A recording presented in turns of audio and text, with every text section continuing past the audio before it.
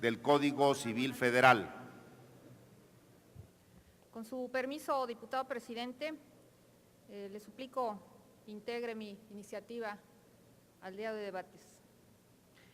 Me dijo que me quería y yo le creí. Cuando quedé embarazada me enfrenté a la realidad. Estaba sola con mi hijo, sola con la responsabilidad. Estaba aterrada, pero acepté lo que venía. Traté de hacerle ver que un hijo es una responsabilidad compartida, que necesitaba de los dos para desarrollarse y ser feliz, y que además no era justo que lo hiciera yo sola. Cuando nació Daniel, busqué la manera legal de hacer que su padre se responsabilizara, de que lo reconociera como su hijo, pero me encontré con que las leyes en nuestro país no garantizan que un niño nacido fuera del matrimonio pueda llevar los apellidos de ambos padres y que por consiguiente ambos se encarguen de su educación y desarrollo. El que Daniel fuera reconocido por su padre dependía solo de la voluntad paterna, es decir, si el padre niega su progenitura, no existe la manera de obligarlo a demostrarlo. Encontrar que no hay ningún procedimiento jurídico que defienda su derecho a la certeza de su identidad y a llevar el apellido de su padre, cuando éste no tiene la voluntad de reconocerlo, me llenó de tristeza. Pensé que era injusto.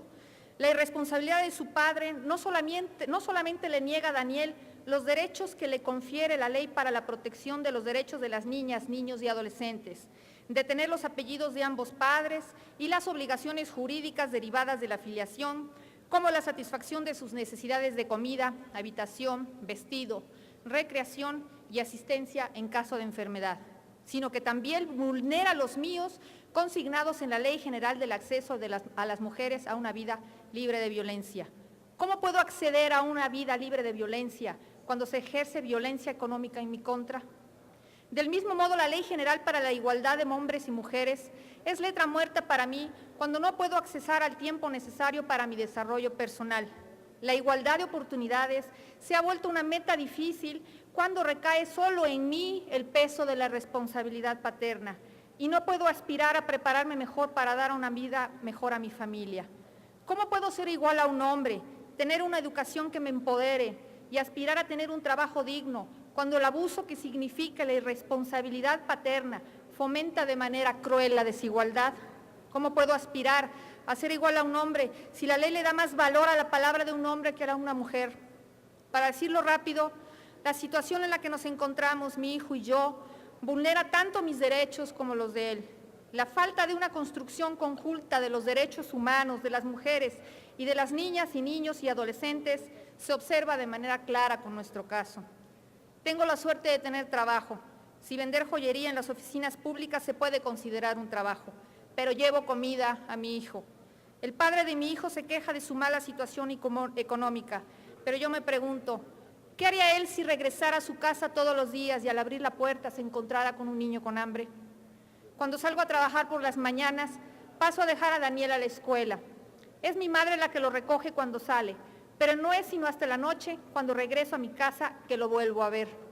Mi hijo no solo sufre la ausencia de su padre, sino la de su madre también. La jornada de trabajo que tengo que enfrentar al no contar con el apoyo económico de su padre hace que Daniel tampoco tenga madre.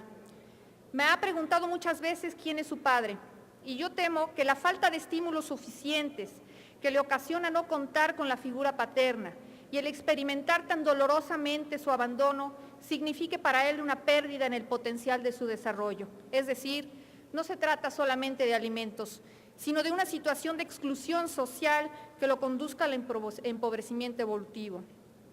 El procedimiento vigente para lograr la afiliación de un menor nacido fuera del matrimonio con el apellido de su padre es atentatorio contra mis derechos humanos, pues al depender solo de la voluntad paterna, me discrimina como mujer, me hace parecer como la única responsable de la existencia del menor, me condena a llevar sola la responsabilidad familiar, atenta contra mi salud física y mental y limita mis posibilidades de crecimiento personal. Atenta también contra los derechos de mi hijo al condenarlo, desde que me supe embarazada, a la desnutrición, así como a la ignorancia y a la exclusión social, haciéndole difícil una vida sana y un desarrollo óptimo.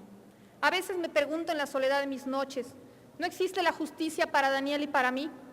¿Por qué tengo que afrontar yo sola los actos que fueron de dos? ¿Por qué sale tan caro el amor a las mujeres? ¿Por qué tiene mi hijo que sufrir las consecuencias?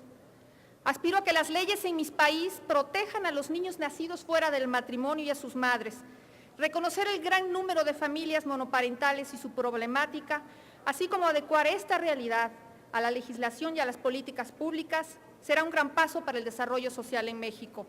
Quiero un instrumento jurídico que determine de manera específica cómo hago efectivos mis derechos y los de mi hijo, y no solamente leyes enunciativas, indispensables como primer paso, pero insuficientes para hacerlos exigibles y justiciables. Deseo una ley que antes que nada entienda que es el interés de los niños como el mío lo primordial, y que el desarrollo integral de ellos debe defenderse con todas las armas e instrumentos que sean posibles y que nadie descanse hasta que puedan hacerse realidad todos sus derechos. Necesito una ley que refleje mi urgente necesidad de apoyo, mi frustración ante la lentitud de la justicia y mi derecho a desarrollar una vida plena.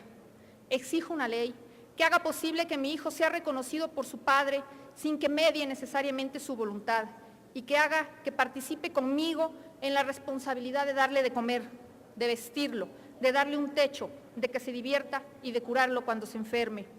Yo sé que esto es posible, lo sé, porque sé que todos queremos construir un país donde sus mujeres y sus niños, junto con sus hombres, construyen el futuro grande y próspero que todos anhelamos. Lo sé porque amo a México tanto como lo aman ustedes. Es cuanto, diputado presidente.